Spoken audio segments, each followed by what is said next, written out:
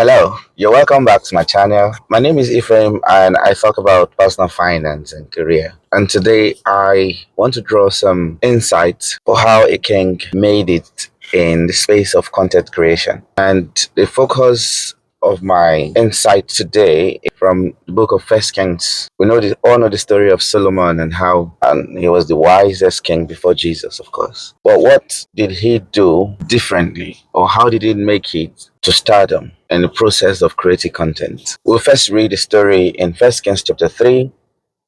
When you read that chapter, you see how he had an encounter with God, which was the foundation for his wisdom. The next chapter, we see how that wisdom translated into content creation. Solomon started creating content, writing songs and poems. He wrote over proverbs, if you like. He wrote over 3,000 proverbs and over 1,000 songs. But even with all of that content, you can imagine how long that would have taken him to do that. We didn't hear so much about his exploit until chapter 10. But before we get to chapter 10, you can see things that Solomon did before he became renowned, that even the Queen of Sheba, all the way from Africa, Ethiopia, traveled to Israel to go and see him, to Jerusalem. So what can we learn from that? First, Solomon had an encounter. Secondly, he started creating content. But what sort of content was he creating?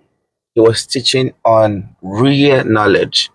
In his time, people didn't know a lot about trees and animals. And Solomon chose a niche for himself and started teaching from that angle. But it took a long time creating those content that when we get to verse 10, his fame had gone wild. In those days, I can only imagine how a content creator could have made it because there was no internet. So you can imagine the effort that he had to put in and how far his content traveled. We have it easier today because we only just need to bring out our phones, record whatever content we have and post them on YouTube or any of all the other social media. And before you know it, it can go viral. It took quite a while. I'm not sure how many months or years it took Solomon to create those content before it got far and wide all over the earth. But we know that his wisdom was profound because it was divine. So it was profound and he was able to get across all over the earth at that time. That people heard about it from far and they wanted to hear him physically. So that's the progression of content creation. You get an idea, inspiration from God. You start creating those content. Most people feel discouraged after a while. I've been creating content for 5 years. I've created content for 2 years.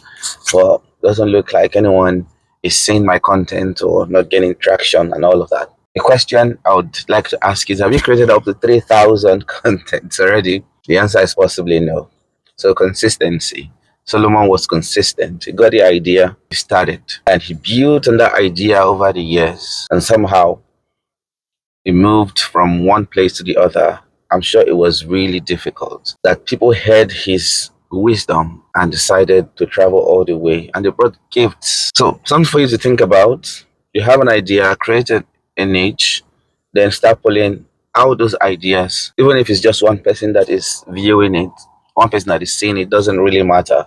Over time, if you're consistent, your content and wisdom start getting traction and people come to sought after your wisdom and to hear what you have to say.